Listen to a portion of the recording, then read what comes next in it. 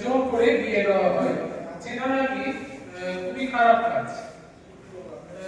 Child marriage মূলত হয় অশিক্ষা, দারিদ্রতা বা সামাজিক চাপের জন্য, বা মাঝে মাঝে বাবা মারা ভাবে হয়তো মেয়েরা অযোগ্য, যেটা নাকি একদমই ভুল ধারণা।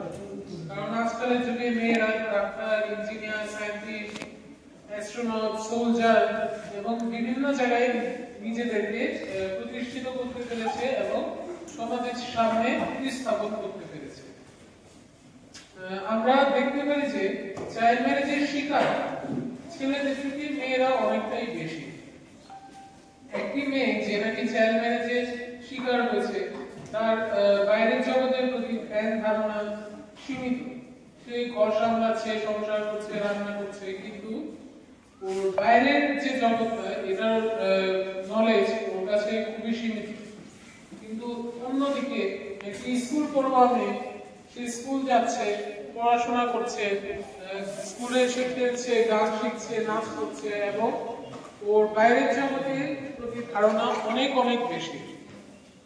সুতরাং একমাত্র যদি আমরা সকলে একসাথে এগিয়ে আসি এই চাইল্ড ম্যারেজ যে বিষয়টা, এটার বিরুদ্ধে রুখে দাঁড়াই, তাহলে এই চাইল্ড ম্যারেজের যে জিনিসটা আমরা স্টপ করতে সক্ষম হব। আমি যেমন আমার অঙ্কনকে বেছে নিয়েছি, যেভাবে আমরা অঙ্কনের দ্বারা যেভাবে আমরা কাগজে রাখি, এইভাবে আমরা মানুষের মনে রাখতে পারি। সুতরাং আমি আমার অঙ্কনটাকে বেছে নিয়েছি as a awareness worker। শুধু তাই না, চাইল্ড ম্যারেজ যে জিনিসটা এতই খুবই খারাপ, এই যে আমরা দেখতে পারি যে আমাদের যে মেয়েরা আজকাল, যেমন কি আমাদের রাষ্ট্রপতি ভারতের অনারেবল প্রেসিডেন্ট দ্রৌপদী মুর্মু, উনিও একজন মহিলা। আমাদের finance minister honourable Nirmala Sitharaman ji, উনিও একজন মহিলা। সুতরাং মেয়েরা একদমই পিছিয়ে। তাই যে চাইল্ড ম্যারেজের যে কথাটা, আমরা গ্লোবালি যদি ইউনাইটেড হই এবং এটার বিরুদ্ধে আমরা রুখে দাঁড়াই এবং আওয়াজ করি, তাহলে আমাদের যে লক্ষ্য স্টপ চাইল্ড ম্যারেজে আমরা সক্ষম হব।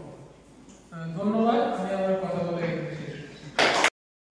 আর চাইল্ড ম্যারেজ করে যে নেগেটিভ ইফেক্টস পড়ে, আমি দেখিয়েছি যে একজন মেয়ে যে নাকি চাইল্ড ম্যারেজের শিকার হয়েছে, ওর অল্প বয়সে বিয়ে হয়ে গেছে, তাই ওর শারীরিক, মানসিক সবকিছুতে ও চাপ পড়েছে। ওর যে বিয়ে, ও যে কারণে হচ্ছে এই চাইল্ড ম্যারেজের শিকার হওয়ার পরে এই যে বিষয়টা হয়েছে, এখানে দিয়েছি স্টপ। এটা একটা action plan, stop child marriage, child ম্যারেজটা যে বন্ধ করতে হবে। এখানে আমি দেখিয়েছি একটা মা একটা মেয়েকে কিভাবে বড় করছে। একটা মেয়ে যে অনেক আছে শেফ, ভালো রান্না করতে পারে, আছে আর্টিস্ট, আছে পাইলট, আছে ইঞ্জিনিয়ার, ডাক্তার, বিভিন্ন যে পদগুলি এখানে আমি দিয়েছি, এভাবে দিয়েছি যে পড়ার মাধ্যমে এভাবে আমরা এই জিনিসগুলি হতে পারে। এখানে দিয়েছি গাড়ি বাংলা, সেখানে আমরা বুঝাতে দিয়েছি যে আমাদের দেশে মেয়ে আর ছেলে সবাই ইকুয়াল। মেয়েরাও ছেলেদের থেকে পিছিয়ে না, ছেলেরাও পিছিয়ে না, সবাই ইকুয়াল। মেয়েরা যেটা সুযোগ সুবিধা পাবে, ছেলেরা যেটা সুযোগ সুবিধা পাবে, সবই এক। এখানে দেখিয়েছি কিভাবে একজন বাবা নিজের মেয়েকে স্কুল নিয়ে যাচ্ছে পড়াশোনা শেখানোর জন্য। এখানে দিয়েছি একজন ঢুকছে, আমি এখানে পার্থক্য বুঝাতে চেয়েছি।